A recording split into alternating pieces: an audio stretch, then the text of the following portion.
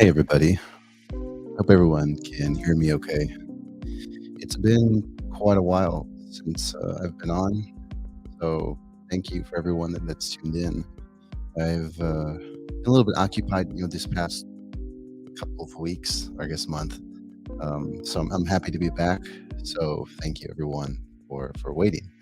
Good to see everyone in here. But yeah, so tonight I really wanted to talk about Native Americans, particularly in the time frame of the late 1400s to the 1500s, and unfortunately, their capture and their journey to Europe. Um, and I think this is good to talk about because I'm going to discuss a few articles. One shared by Ancient Americas, so thank you very much, and then just discuss maybe some graphics in terms of like what's really not covered in the education system, unfortunately, in terms of Native people, a lot being enslaved and sent to Europe. But of course, there are some indigenous people that were not slaves. They had worked with Europeans, and many were of high class, and a few did manage to get to Europe. Of course, um, I think what's not really discussed is that many Native people that did go across the Atlantic Ocean into Europe died. Many did not survive because of diseases, and many of the ships actually wrecked into the middle of the sea, unfortunately. So the indigenous people died as well as the Spanish that were taking them there. Um, so yeah, like I said, I'm really looking forward to diving into this just a little bit more. This video won't be too long, as I have a few other things I have to complete. But again, I'm happy to make this live for all of you. So if anyone has any questions, you can go ahead and start. But yeah, I just want to share a couple comments. So thanks everyone for the comments. They are always appreciated. Wanted to say I got to 2.6 thousand subscribers, so that's always nice too, especially because I haven't really been on here too much. Um, so yeah, natives in Europe, how they got there was obviously, if we look back to 1492, Christopher Columbus had came into the Americas. He very much, he funded this whole expedition off native slavery. Unfortunately, he had taken many people from the Caribbean islands to show them to King Ferdinand and Queen Isabella, to show them to the Vatican, to show that what he's done is a reason for him to continue on with making more expeditions. So unfortunately, many more Native people were taken against their will from the Caribbean islands and were sent to Europe. Um, this is all true, and you can look this up in maybe some articles or books. So yeah, here's a picture, by the way. I believe this is in the Vatican. But anyways, we see here, this is in Europe, and there are some Spaniards and obviously Native people on the right that did make it to Europe. Um, Now, what was the future there? Of course, for Native people, we had discussed like slavery, right?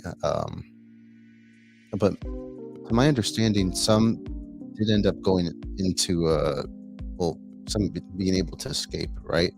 But unfortunately, because this took place such a long time ago, there's not that many historical records and accounts of where these Native people went. But some did end up working some other jobs. Of course, with slavery and other issues going on, it still wasn't a very good life for them. Um, but yeah, so I believe that this is the best picture that depicts this, by the way. Um, so let's go ahead and show some maps here. So as we can see, well, actually, I think this one is better. Many of the people from the Caribbean islands, right, were sent to Spain, Portugal, and some even made it all the way to Morocco, as there were slave ports there as well. And the Middle East was very much known for having slave trading as well. I mean, all over the world, right? Even Native people themselves, enslaved each other. Um, but yes, this is one of the reasons as to why, if you go to the Caribbean islands, Cuba, the Dominican Republic, and many of those small little nation islands in those territories of France and um, I think the UK, you'll see that there's not many natives there. And of course, like we can talk about diseases, right? Diseases did play a huge factor. And of course, death and the enslavement of natives and putting them in encomiendas. But them being taken from their home and sent to Europe did also play a significant factor as to why there are not many native people in the Caribbean islands. So I really wanted to highlight this part too. And of course, this is my drawing a little bit. It's not the best. I'm not the best artist, but I tried to make some sort of like representation in terms of like looking at North America as well, right? Because many of the natives in the United States were sent off to the UK or sent to France as well. I would be interested to know more about this history of the accounts of Native people. So if anyone has any information in terms of any other articles besides the ones I'm about to go over, which I will share in the description as well, please feel free to. So yeah, I really wanted to get these graphics across. I think they are a good representation, as I said, and I hope that it made sense to most people. Hello, Dr. Andy. I think I'd rather address his question a little bit later, and I will do that in other questions too. So yeah, guys, let's go ahead and get to the first article here. And this one was from, I think it was from Brown University, I believe so, or brown.edu. Oh yeah, Brown University. So go ahead and share this really quick. Remove this little image. And yeah, please feel free to ask me any questions that you guys might have. I'm always happy to answer them. So this article is a little bit more darker than the other article that I hope to share with you guys. But it is a historic article that discusses the accurate history that happened to Native people. So, colonial enslavement of the Native Americas included those who surrendered to. So, a study by Linford D. Fisher, Associate Professor of History at Brown University, finds that Native Americans, including non-combatants who surrendered during King Philip's War to avoid enslavement, were enslaved at nearly the same rate as captured combatants. Native American slavery is a piece of the history of slavery that has been glossed over, Fisher said. Between 1492 and 1880, between 2 and 5.5 million Native Americans were enslaved in the Americas, in addition to 12.5 million African slaves. While natives had been forced into slavery and servitude as early as 1636, it was not until King Philip's War that natives were enslaved in large numbers. Fisher wrote in the study, the 1675 to 1676 war pitted Native American leader King Philip, also known as Metacom, and his allies against English colonial settlers. During the war, New England colonies routinely shipped Native Americans as slaves to Barbados, Bermuda, Jamaica, the Azores. The Azores is some islands west of Spain and Portugal, I believe. Spain, and in Tangier in North Africa, which, if I'm not correct, again, is Morocco. While Africans who were enslaved did not know where they would be taken, Native Americans understood that they could be sent to Caribbean plantations and face extremely harsh treatment far from their homes and communities, according to the study. Fear of this fate spurred some Native Americans to pledge to fight to the death, while others surrendered, hoping to avoid being sent overseas, the study found. Fisher study, Why Shall We Have Peace to Be Made Slaves? Indian Surrenders During and After King Philip's War, appears in the journal Ethnohistory, a volume devoted to scholarship on indigenous slavery in the New World.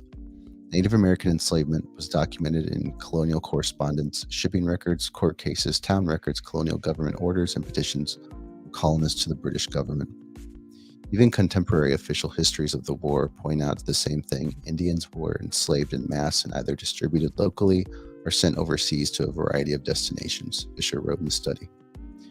Studies in native slavery opened up in recent years, Fisher said, with award-winning books published in 2002 and 2003 highlighting the systematic nature of indigenous enslavement. Even within English colonies, Fisher's study on those who surrendered in King Philip's War look at what factors contributed to the native slavery and the impact of enslavement had on Native Americans for generations. And to surrender or resist, Fisher examines the short and long-term effects of native slavery in his study, noting that during the war, the widespread fear of being sold overseas as slaves was used by King Philip's allied Native Americans as a tool to recruit natives to their side. Other Native Americans surrendered, Fisher wrote, either in response to explicit inducements by the English offering mercy or because they had hoped that doing so would be understood as a statement of neutrality. These surrenders could be individuals, families, larger bands, or entire communities, Fisher said. Some Native Americans offered their services to the English in the war, like Awashanks, the female chief of a confederation of the Saukna Indians, who pledged support on the condition that Saukna men, women, and children would not be killed or sent out of the country as slaves, according to the study. Especially near the war's end, Fisher wrote natives surrendered in large numbers in direct response to promises of leniency, but leniency had no consistent practical meaning. English authorities focused first on disarming natives either by selling guns turned in by surrenders or prohibiting them from bearing arms, Fisher wrote. English communities objected to letting natives who surrendered by simply go free, and housing and feeding them was complicated. So often, captured and surrendered Native Americans were simply sold into slavery, both overseas and within New England, or forced into servitude for limited terms within English households. In addition, Native communities were asked to pay an annual tribute of 5 shillings per male as an acknowledgement of their subjection, to the government of Connecticut, according to the study. So yeah, as we can see here, there were natives that did in fact participate in this slavery as well, and it was to avoid being slaves themselves or seeing that they were getting guns and other weapons. So colonial motivations and Native American responses to New Englanders' motivations for enslaving Native Americans included making money and clearing land for colonists to claim, Fisher wrote. It was also easier to remove Native Americans from that region than to sell them locally and risk having the Native Americans run away to find refuge. I want to stop here really quick. Many Native people that did face enslavement or were about to be enslaved managed to escape, right? Because they had a very, very good understanding of the land. So while, unfortunately, in the Caribbeans, there's not many natives there, many of them did get to escape during that time. Perhaps maybe in the 16 or 1700s, they eventually assimilated to this new culture. But that being said, natives were able to escape slavery. Not all of them, but some of them were. Fisher also argues that there was an ideological component to enslaving Native Americans. Among colonists, there was a presumption involving the innate inferiority of natives. He said there were proto-racial notions of European superiority, plus an appetite for land, he said. If you look at the history of colonies, slavery happens almost right away. Fisher said he is increasingly convinced for colonists slavery was a normal part of their mental framework. Some free Native Americans working with the English tried to influence where Native American surrenders would be settled and how they would be treated, Fisher wrote, like Uncas, the Sachem of the Mogwans in Connecticut. Uncas who fought on the side of the English seemed determined post-war to keep Indians out of English households and, even more important, out of English merchant ships that threatened to take them to the Caribbean, Fisher wrote. Uncas and other Native Americans also encouraged captives to run away and sheltered them when they did or helped them resettle elsewhere, according to the study. In other cases, Fisher wrote, Native Americans requested captives as servants for themselves, sometimes to keep them out of English households or served as slave trading middlemen. In one case, Fisher notes a Native American slave owned by a Pequot leader was sold by him to an enslaved African woman. And then here we just talk about the lasting effects. The shadow of Native American enslavement in New England extends to the 18th century and beyond, Fisher said. There are records of people petitioning for freedom in the 1740s who were the descendants of Native Americans first enslaved during King Philip's War. In the study, he wrote, small legal loopholes and dishonest practices on the ground ensured that in many cases, limited term service turned into lifelong and even heritable slavery. In 1676, Connecticut officials decreed that natives slave terms of service could be lengthened but not shortened.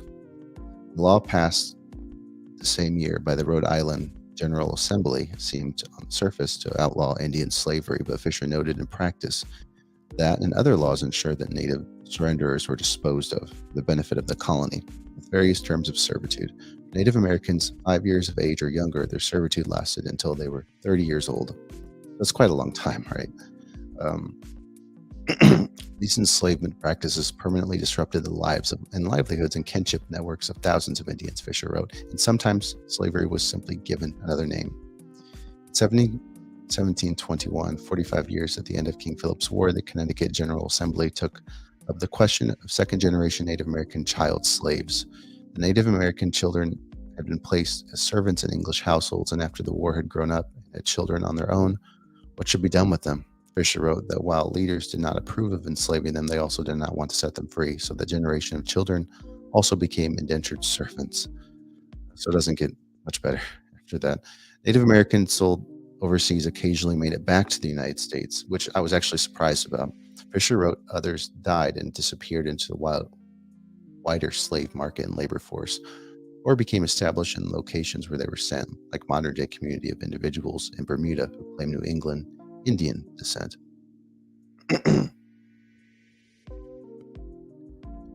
So yeah, guys, hope you guys like that article.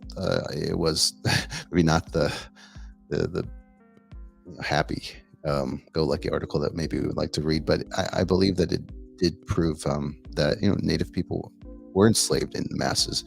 And if I had to guess, why this isn't covered so much in the education systems, between K to 12 at least, is because, and this is just my honest opinion, is that I feel that many of these education systems prefer to cover a lot of African American slavery, and nothing wrong with that, of course, but there has to be more coverage of indigenous slavery, right? Because unfortunately, when children grow up, into adults, they really don't know the atrocities that went on with how many natives were sent to Europe, or how many were sent to the Caribbean islands to work on these plantations, where they eventually died. Right. So I think that if education systems in the U.S. can put more money into Native American studies and learning about this, I think that the children would become more aware, we become more sensitive to the situations, right? And why the world is the way it is today, why you don't see many Native American people in the Caribbean islands. It would make more sense. People will be able to pinpoint, as to reasons as to why. So I hope in the future there can be more. Again, as I said, I believe the education system does, I don't want to say put too much coverage, but just focus a lot on other people's issues, rather if that's Asian American issues, maybe not so much, but a lot of like African American slavery, right? But you don't hear much about Native American slavery, and this is why I believe that they're very hyper focused on African American slavery, and rightfully so to some extent, right? But there's enough room to make for Native American slavery as well, and of course, like Chinese indentured servitude, Irish were slaves as well in the U.S. So yeah, I hope to see more coverage into that.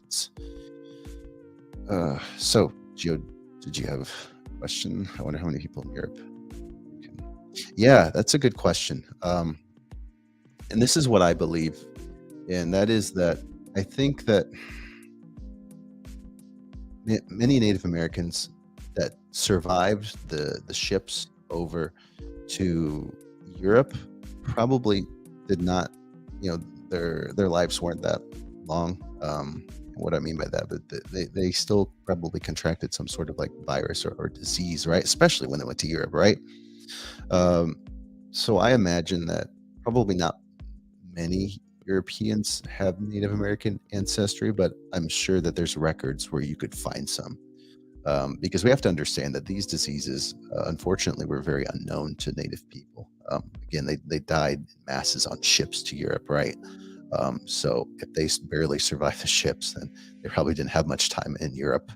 But I will say it's pretty crazy how far like they got in terms of like there was one other place where they reached, and it was Antwerp, which I think is in Belgium. So they made it to Belgium as well, and to Morocco to some extent. So it really shows you just how strong Native people were, despite all these diseases, um, all these other problems that they faced. The enslavement practices of the natives of the East and Southeast often were to buy, capture natives or blacks. Yeah, servitude. Yeah, populate their tribes. Yeah, smallpox is really bad too, unfortunately. So yeah, guys, I actually have a couple other things I want to share. So again, this other article, which I enjoyed reading because it did show, or this article discusses like how, despite the problems with slavery, right, there were some natives of higher class, and of course you have like mixed natives of European descent, right? They're still native and indigenous, despite the label that is pushed upon them, and they also made it to Europe as well. So let me go ahead and share that article so what I'm saying makes more sense. And again, I want to say, thank you to Ancient Americas for showing me this. Someone have a question? Okay. So, here we go. The Smithsonian Magazine, and this is a great article. This is somewhat long, but I'll try and cover as much as I can. So, the Indigenous Americans who visited Europe, a new book versus the narrative of the Age of Discovery, which long invoked the ambitions of Europeans looking to the Americas rather than vice versa, right? Because if we open a history book, right, it's always like Europeans reached the Americas, right? Yada yada yada. But you never hear it in reverse, right? But again, there's that dark side of the slavery, right? But a small group of natives, again, as I said, of higher class, those that worked with Europeans, those that were of mixed descent, European descent, did make it to Europe. I'm not sure if he's mentioned in here, is Hernan Cortez's son. He makes it to Europe. I believe he marries a Spanish woman. Then that's kind of the end of that in terms of his story. There's not much else in terms of the records that I was able to find. And there's also another, I believe he was half Peruvian or Indian and half Spanish. He became a writer, I think. Don't quote me on that, but I think he was of half Indian descent, and he witnessed a lot of the problems and like atrocities of what was going on in the Americas during colonization, right? And then he lived a life with his mother's side of the family, and he viewed himself as indigenous. And then I believe his father had him sent to Spain at the age of 20. He didn't want to go, but that's where he went. I don't know if he ever made it back to Peru or not. So yeah, there's a lot that's not talked about. So anyway, oh yeah, thanks, Ancient Americas. I guess he said that, yeah, Cortez's son died pretty young, from what I can remember. Yeah, I guess he didn't have any kids. So yeah, thank you. So yeah, let's go ahead and read this article here. So in 2006, Elizabeth II finally responded to a complaint originally aimed at her 18th century ancestor George II. So I can show this picture really quick. It's just people brought to Spain by Hernan Cortez. The game totally. That's interesting. This picture shows him like playing just in Europe.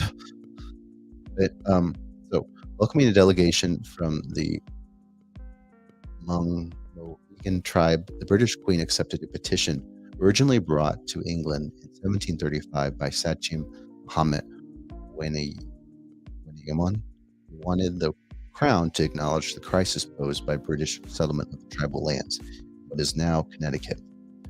Wanayaman contracted smallpox and died before he could present his petition to the royally appointed commission. As a foreigner, he was regarded being buried in London and was interred outside of the city. Almost 2 centuries later, Elizabeth fulfilled a request from modern-day Mohegan to erect a monument in Waynoman's memory. Crafted from Connecticut pink granite, the sculpture was installed on the grounds of the Southwark Cathedral near his unmarked grave. On November 22nd, 2006, the Queen presided over the dedication ceremony, accepting a copy of the original petition. and a red stone peace pipe from the delegation. Here's a picture here of the Queen Elizabeth meets with members of the Mohegan tribe on that date. Waynoman's story is in which a Native American leader journeys east to Europe, runs counter to common assumptions about indigenous people and colonization. The Age of Discovery, as a century between the mid 1400s and the mid 1500s, is commonly known as long invoked the ambitions of Europeans looking west to the Americas rather than vice versa. Christopher Columbus is the default example. An Italian famously sailed the ocean blue in 1492 on the first of four major voyages for the Spanish crown. Beyond Columbus, explorers who introduced the possibilities of American riches, lands, and people to the royal patrons, eventually the wider world, included Spain's Hernan Cortes, Portugal's Vasco da Gama, England's Sir Walter Raleigh, and France's Jacques Cartier. Despite efforts to change the public's understanding of this era of exploration, celebrating Indigenous Peoples Day instead of Columbus Day, for example, helped shed light on the destructive legacy of colonization. The basic European-dominated narrative has proved difficult to dislodge.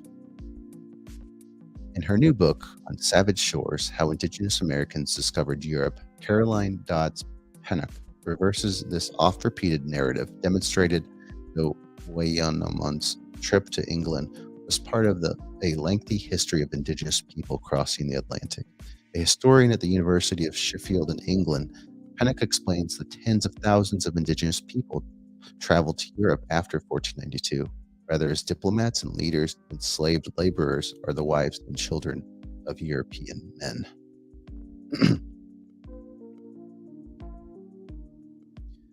Cortez's son, Martin, for example, was born in Mexico City in 1522, the child of an indigenous woman known as La Malinche. He traveled to Spain as a toddler and was raised as a Spanish nobleman. During his illustrious military career, this indigenous knight, as Pennock calls him, even returned briefly to Mexico to meet his mother's family. Martin's experience in Europe was far from typical. Most indigenous Americans who traveled to the continent were enslaved, and many died from smallpox or other diseases. Still, their stories show just how much historians have missed by assuming that Europeans were the only ones who crossed the Atlantic to see new worlds. Indigenous people's voyages, says Pennock, speak to a bigger story that is incredibly relevant right now, about the origins of our world as an entangled, cosmopolitan place. Smithsonian chatted with Pennock to learn more about her research and its implications. Read a condensed and edited version conversation below. My story starts with a period people think that they know really well, with the Tudors and Golden Age Spain. What most people don't know is that a Brazilian king, as he's called in the sources, was at the court of Henry III. I was speaking to a Tudor specialist recently, Suzanne Lipscomb, on her podcast. Even she said she didn't know. It's so important to hate those little ads. Let me try and exit this out. Oh, I can't? Okay. It's so important to recognize that Indigenous white people going out from Europe, Indigenous people were experiencing Europe themselves. They were involved in diplomacy, trade, and slavery, and they are central to this story. Scholars like Olivet O'Teal, David Oslaga, moving on, Habib, and many others have started to shift the view of Europe to include Black people and people of African descent in that story. But Indigenous people have yet been fully incorporated into it. And here's an image. Looks like a conquistadors, and I'm guessing that's Malinche. Yeah, I've seen this picture before. Actually, it's very common. If you read about Native history, you'll likely read this picture. Native history in Mexico.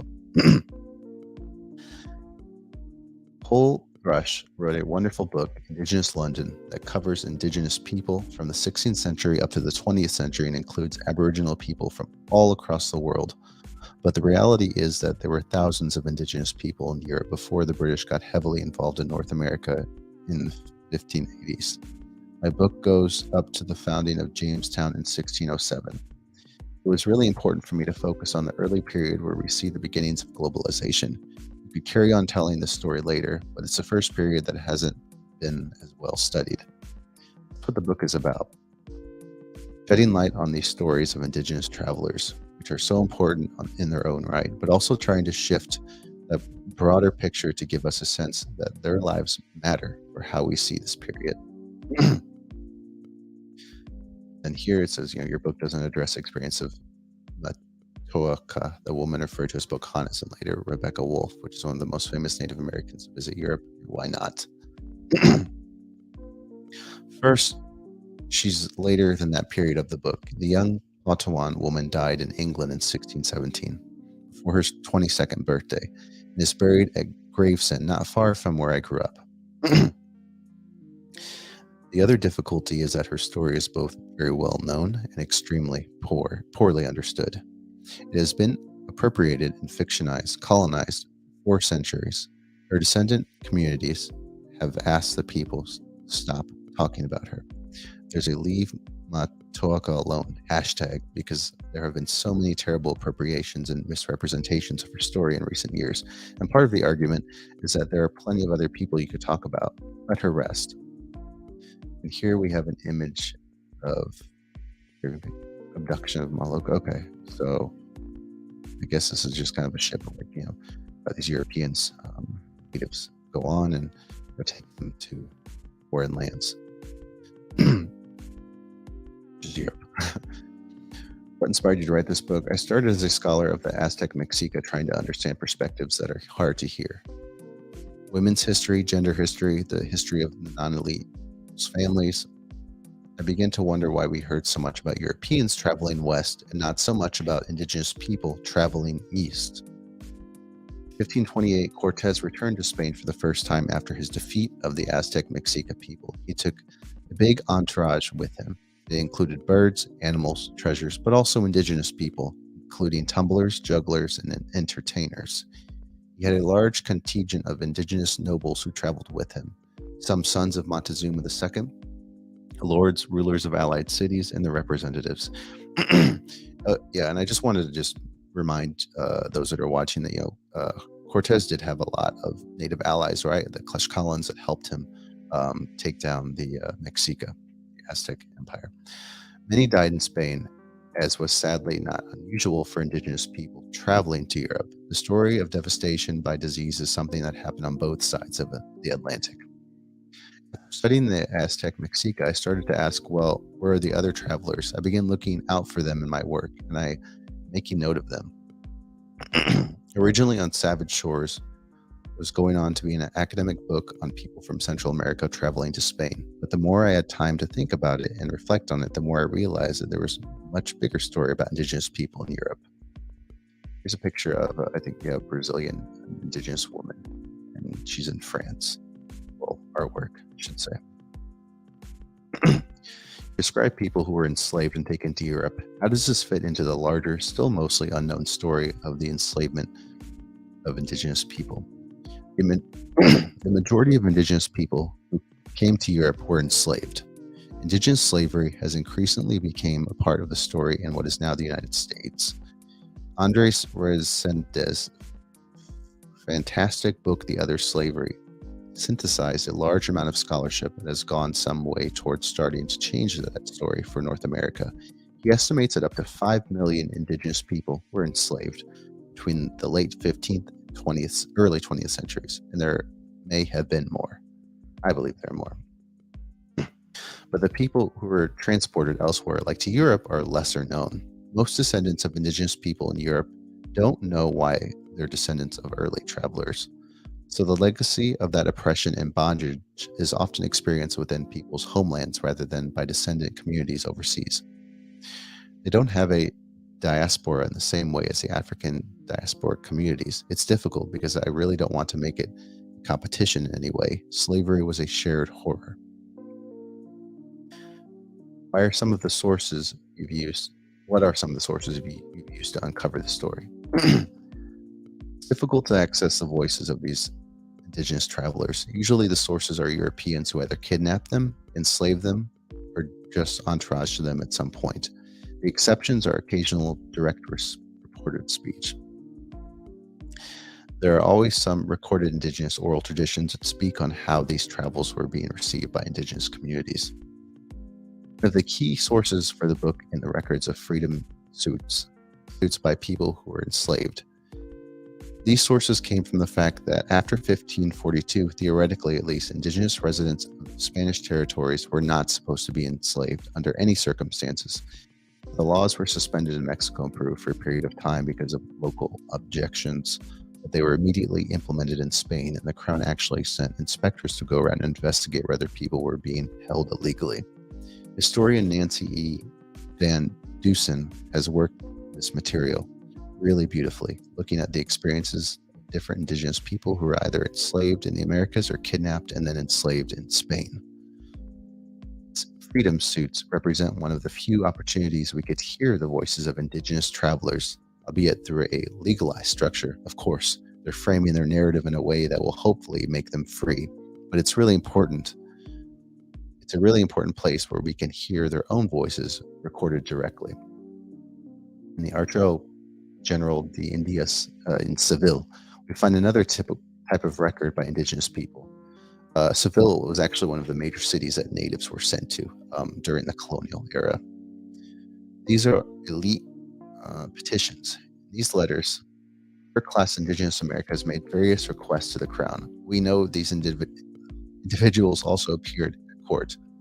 So we have not only their own writings, but also records of things like crown expenses. We can tease out an awful lot about their personal experiences, from where they stayed to what they were eating and what they were wearing. In one case, a set of records from the 1528 expedition that came from Cortez shows where the Indigenous people were living because someone was being paid for their housing and later their care as they became ill and often died. Two groups of people we have best records of from the opposite ends of the spectrum: Indigenous people who were enslaved and elites.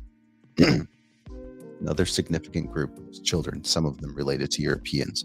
Martin, a young man who was enslaved as a child, came from Tinayaca in Mexico. The community gave him Francisco Cervantes de Salazar, a Spaniard who was rather notorious for his brutality, to serve as a page. They emphasized that Martin was not enslaved, he was free, but Martin was immediately branded and enslaved. When he was sent to Spain with Salazar, he appealed for his freedom. There's a lot in the records that gives us a sense of how difficult his life was. He had a brand on one cheek, and that's horrifying, is the way that these direct discussions centered around, not rather he should have been branded, but rather it was the right brand. Many Spanish men in the Americas had informal relationships, or even sometimes even formal relationships, with Indigenous women. An Indigenous woman called Isabel went to Spain with a man called Pedro. When they arrived, she was described as sitting on a pillow with a gold chain around her neck. We have every reason to believe that they came as a family to Spain. After a number of years, Pedro married a Spanish woman, also called Isabel, and then he died. The Spanish Isabel tried to claim that the Indigenous Isabel and her two sons, Lorenzo and Gaspar, were enslaved. The sons, who clearly were used to living quite a respectable life, were very angry at being called things like a Moorish dog and other racial insults. In 1570, they successfully appealed for freedom and compensation. Cortez's son Martin lived a totally different kind of life because although he was of mestizo mixed heritage birth, he was brought by his father to Spain in 1528 and became part of the royal household. Cortez even managed to get him legitimized. Martin lived the life of a young Spanish nobleman. Essentially, he lived at court. He fought for the crown, believed he went to England with Philip of Spain. He essentially became integrated into elite Spanish society. He did go back to Mexico, but there's very little that suggests he didn't cast off an awful lot of his Indigenous identity. Still, it was very much a part of who he was recognized to be by other people. So this picture here says the detail of Juan Corredo's 1850 painting of Columbus at the court of Catholic kings. Again, more native people that were brought to Spain, during these earlier colonial years. And we're about done here. What is the most surprising fact readers will learn from your book? Probably how ubiquitous indigenous people were in this period, not just as spectacles or diplomats or enslaved people, but also in a very ordinary sense. We know from the records that there were indigenous people in rural Europe across the Normandy coast of France, across Seville and the connected transatlantic networks in Portugal, in Antwerp, in England. They're everywhere, especially in places connected to the transatlantic networks. They're quite a regular sight. There are records of people saying things like, look at those two young Brazilian men working in France, just a part of the community.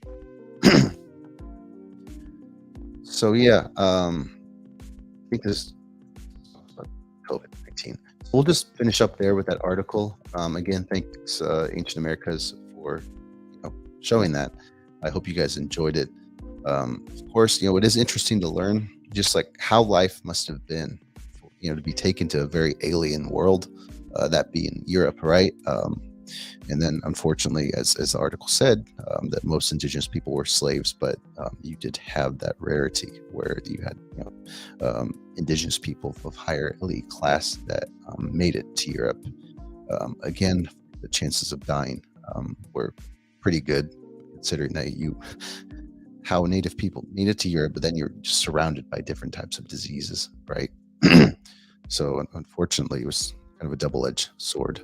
But yeah, guys, it's already 43 minutes. All right, so I had just one video that I wanted to share. It is of Jack Forbes, and he's just discussing a little bit more in terms of indigenous slaves and where they were sent. So I think we can go ahead and watch that, and then we'll just wrap this live up. So if anyone has any questions, just let me know, or just let me know once the video is over. I'll just play it for a few minutes, and then we'll finish up from there. So, excuse me.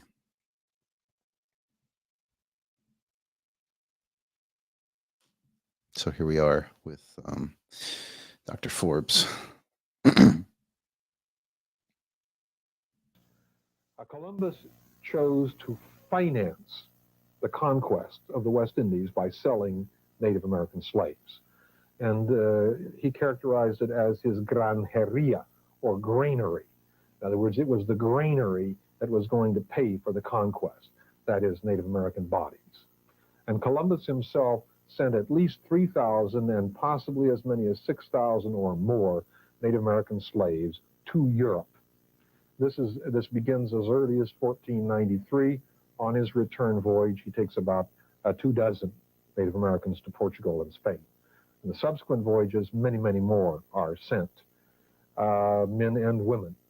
Now, he intends to sell them by the thousands, not only in Spain, but he mentions the Azores, the Canary Islands, the Cape Verde Islands off, the west coast of Africa, as well as in Portugal and Spain and elsewhere. So even before there are any appreciable number of African slaves being sent to the Americas, there are Native American slaves being sent to Europe, principally probably ending up in Lisbon and Seville or Sevilla in southern Spain, but also being transshipped to Valencia and many other cities. Now, at the same time that that's happening, there are large numbers of African slaves being sent northward to the same cities. And in fact, as far as black Africans are concerned, they've been being sent northward since approximately the 1440s, 1450s. So yeah, Jack pretty much describes what I've been talking about, what the articles have been explaining. That unfortunately, native slavery kept the Spanish Empire alive.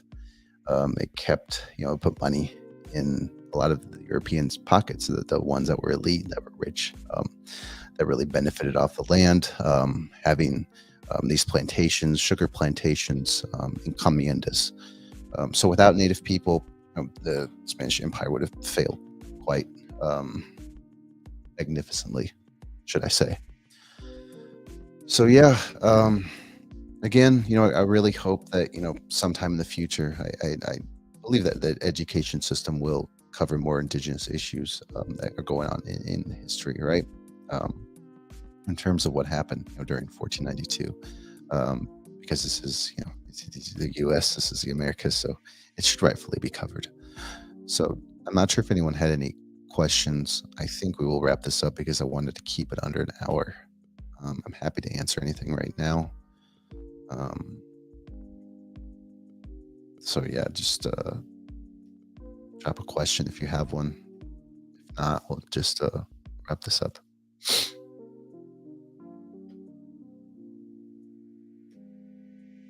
Maybe I'll go through some comments if anyone had anything.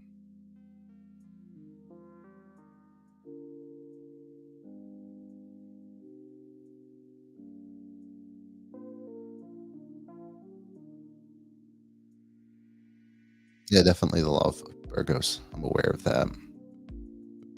It's quite some time ago. Yeah, Indigenous Americans were taken to the Philippines as well. A lot of them were allies of Spain, so they helped in the colonization process.